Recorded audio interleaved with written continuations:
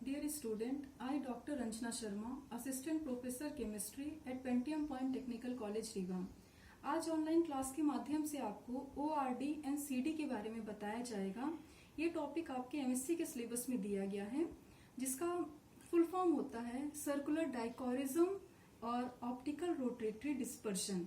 ये दोनों ही टेक्निक किसी भी पार्टिकल या किसी भी सब्सटेंस के कैरेक्टराइजेशन के लिए किया जाता है। स्पेशली ORD का उपयोग ऑप्टिकली एक्टिव कंपाउंड के कैरेक्टराइजेशन और उसको पहचानने के लिए किया जाता है। तो आइए इसके बारे में आज डिस्कस करते हैं, ORD और CD के बारे में। तो ये दोनों ही टेक्निक लाइट के पोलराइजेशन पर निर्भर करती है। These two are related with the polarized light। तो सबसे पहले लाइट रेडिएशन की प्रॉपर्टी को जानना इम्पॉर्टेंट है, फिर उसके बाद हम देखेंगे कि पोलराइज्ड लाइट और अनपोलराइज्ड लाइट में क्या अंतर होता है, फिर इस लाइट का उपयोग ORD टेक्निक में कैसे और CD टेक्निक में कैसे किया जाता है उसके बारे में डिस्कस करेंगे। तो जैसा कि बताया गया है आपको कि हमारा जो लाइट रेडिएशन होता है उसकी जो लाइट बीम है वो सभी डायरेक्शन में वाइब्रेट करती हैं। जैसे अगर हम लोग कंसीडर करें कि हमारे पास अगर एक वाइट लाइट है तो लाइट का जो एमिशन होगा वो हर दिशा में होगा, इसलिए इस लाइट को हम लोग क्या बोलते हैं, अनपोलराइज्ड लाइट। और जैसा कि हम लोग जानते हैं कि हमारे लाइट रेडिएशन में दो कंपोनेंट होते हैं, एक कंपोनेंट होता है इलेक्ट्रिकल कंपोनेंट और दूसरा कंपोनेंट होता है मैग्नेटिक कंपोनेंट। अब इस इलेक्ट्रिकल और मैग्नेटिक कंपोनेंट को इस फिगर के माध्यम से आप देख सकते हैं।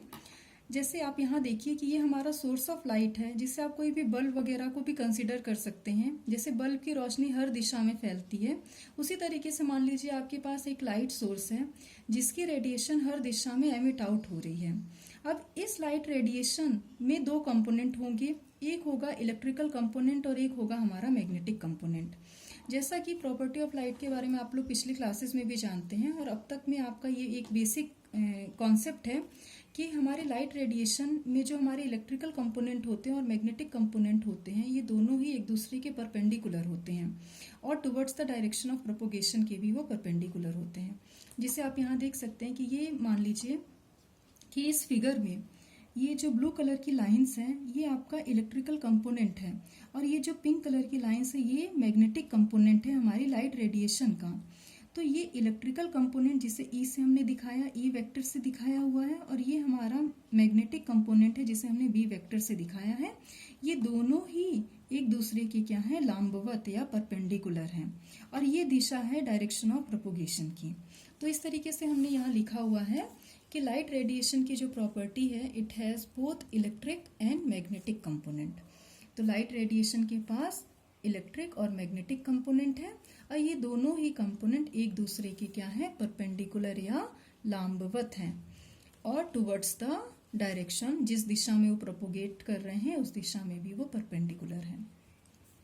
अब दूसरी बात आती है ध्यान देने की कि हमारे इलेक्ट्रिकल और मैग्नेटिक कंपोनेंट की मैग्नीट्यूड को अगर हम कंसीडर करें तो हमारा जो इलेक्ट्रिकल कंपोनेंट का मैग्नीट्यूड होता है वो मैग्नेटिक कंपोनेंट के मैग्नीट्यूड से बहुत ज़्यादा हाई होता है, जिसके कारण हम लोग ORD और CD में केवल इलेक्ट्रिकल कंपोनेंट को कंसीडर करते हैं और मैग्नेटिक कंपोनेंट को हम लोग इग्नोर कर देते हैं, क्योंकि किसी भी लाइट रेडिएशन की जो ऑप्टिकल प्रॉपर्टी होती है वो होती है उसके इलेक्ट्रिकल कंपोनेंट के द्वारा। तो हम लोग ऑप्टिकल रोटेटरी डिस्पर्शन या सर्कुलर डाइकोरिज्म में दोनों ही टेक्निक में हम इलेक्ट्रिकल प्रॉपर्टी को पढ़ रहे हैं, यानी इलेक्ट्रिकल कंपोनेंट को कंसीडर कर रहे हैं, क्योंकि ये दोनों ही टेक्निक हमारी लाइट रेडिएशन की ऑप्टिकल प्रॉपर्टी पर निर्भर करती है। इसलिए magnetic component is avoided and only electrical component is considered in ORD। तो ORD के केस में हम लोग मैग्नेटिक कंपोनेंट को इग्नोर कर देते हैं और इलेक्ट्रिकल कंपोनेंट को कंसीडर करते हैं। अब आती है हमारी थर्ड पॉइंट है हमारी लाइट के पोलराइजेशन पर। तो एक अनपोलराइज्ड लाइट और पोलराइज्ड लाइट में क्या अंतर होता है, जैसे आप इस तरीके से कंसीडर कर सकते हैं कि जैसा हमने कहा कि एक लाइट रेडिएशन है, जैसे बल्ब हो गया, यहाँ पे जो लाइट का रेडिएशन है वो हर दिशा में एमिट आउट हो रहा है, तो हमारा जो बीम ऑफ लाइट है वो हर दिशा में वाइब्रेट कर रही है। तो इस लाइट को हम लोग बोलते हैं अनपोलराइज्ड लाइट, जो कि सभी दिशाओं में वाइब्रेट करती है। लेकिन जब हमारी लाइट रेडिएशन को किसी पोलराइजर से हम पास करते हैं तो अब हमारी लाइट रेडिएशन केवल एक सिंगल दिशा में ही प्रोपोगेट करती है, या हम कहें कि वाइब्रेट करती है, और ऐसी लाइट रेडिएशन को हम लोग पोलराइज्ड लाइट कहते हैं।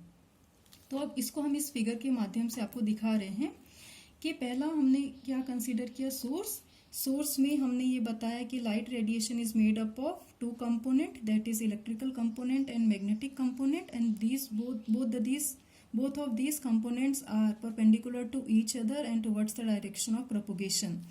अब यहाँ पे हम क्या करेंगे, इस लाइट बीम को पास करेंगे किसी पोलराइजर से। अब इस पोलराइजर से जब पास करेंगे तो केवल हमारा इलेक्ट्रिकल कंपोनेंट ही आएगा और हमारा जो मैग्नेटिक कंपोनेंट है वो रह जाएगा। तो only electrical component can pass through the polarizer. अब हमारे पास आ गया इलेक्ट्रिकल कंपोनेंट, जिसकी जरूरत हमको ORD और CD में है। तो पहला हमारा उद्देश्य सफल हुआ कि हमारे पास अब इलेक्ट्रिकल कंपोनेंट हो गई। अब सेकेंड हमारा नेक्स्ट स्टेप होगा कि इस लाइट को हमको पोलराइज्ड लाइट में कन्वर्ट करना है, क्योंकि ये जो इलेक्ट्रिकल कंपोनेंट है लाइट का, ये सभी दिशा में वाइब्रेट कर रहा है। अब हमको चाहिए कि हमारी जो लाइट वो प्लेन पोलराइज्ड लाइट हो जाए, जिसमें हमारी लाइट रेडिएशन का वाइब्रेशन केवल एक सिंगल डायरेक्शन में हो। तो हम इसको अब आगे पोलराइजर की मदद से, निकॉल पोलराइजर यूज किया जाता है, निकॉल प्रिज्म का यूज किया जाता है as a polarizer to get a polarized beam of light. तो उसको हम लोग अब आगे स्टडी करते हैं, जिसे आप इस तरीके से भी देख सकते हैं कि अनपोलराइज्ड लाइट है जो कि यहाँ पर हर दिशा में वाइब्रेट कर रही है, जिसे हमने सभी जगह पे दिखाया। अब इस अनपोलराइज्ड लाइट को हमने पोलराइजर से जब पास किया तो हमारी जो ये अब लाइट आई पोलराइज्ड लाइट, ये सिर्फ एक ही दिशा में वाइब्रेट कर रही है। अनपोलराइज्ड लाइट को हम लोग 3 डायमेंशन कहते हैं और हमारा जो पोलराइज्ड लाइट है उसको हम लोग 2 डायमेंशन कहते हैं। Now we will study about the polarization of light in detail. एक चीज यहाँ पे कंसीडर करने के लिए है कि यहाँ पे आप देख सकते हैं कि now when this unpolarised light is allowed to pass through the polarizer, the electric component of the light beam which is parallel to the polarizer will cross it।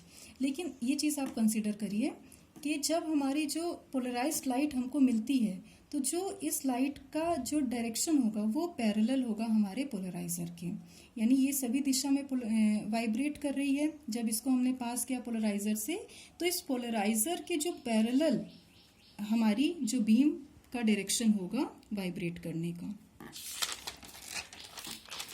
अब बात करते हैं ऑप्टिकल रोटेटरी डिस्पर्शन।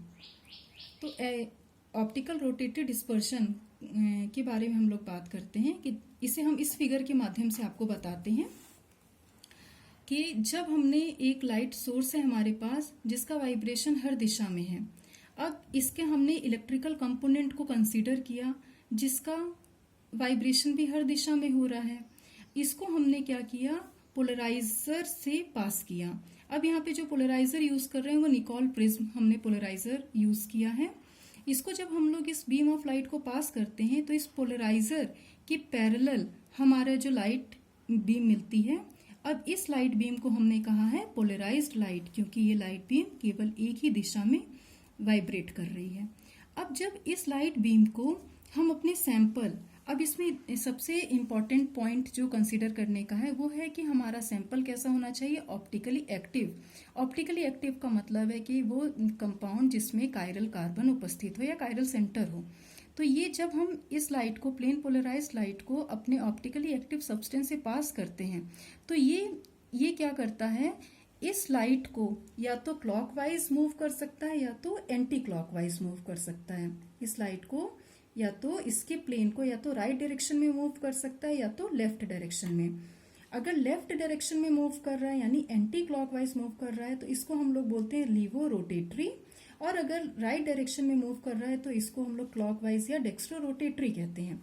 लीवो रोटेटरी का एक दूसरा नाम हम लिख सकते हैं लेफ्ट लीनियरली पोलराइज्ड लाइट, या डेक्स्ट्रो रोटेटरी को हम लोग बोल सकते हैं राइट लीनियरली पोलराइज्ड लाइट।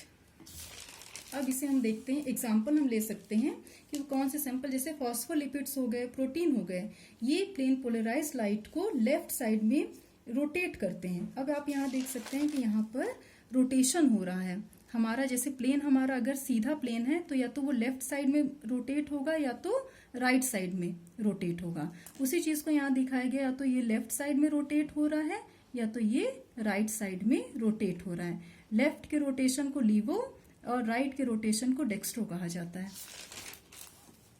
तो ये कुछ एग्जाम्पल हो गए, और शुगर हमारा एग्जाम्पल है डेक्स्ट्रो का, डेक्स्ट्रो के केस के लिए। अतः हम ये कह सकते हैं कि जो हमारा ऑप्टिकल रोटेटरी डिस्पर्शन है, ये टेक्निक क्या करती है, किसी भी ऑप्टिकली एक्टिव कंपाउंड की एबिलिटी कि वो प्लेन पोलराइज्ड लाइट को किस दिशा की ओर मूव कर रही है, यानी रोटेट कर रही है, रोटेट कर रही है, उसको ये मेजर करता है। तो इसके द्वारा हम क्या कर सकते हैं, ये पता कर सकते हैं कि हमारा जो पर्टिकुलर कंपाउंड है वो ऑप्टिकली एक्टिव है या नहीं है, और वो लीवो रोटेटरी है या डेक्स्ट्रो रोटेटरी है। Thank you. इसके आगे का आपको नेक्स्ट वीडियो लेक्चर में प्रोवाइड किया जाएगा।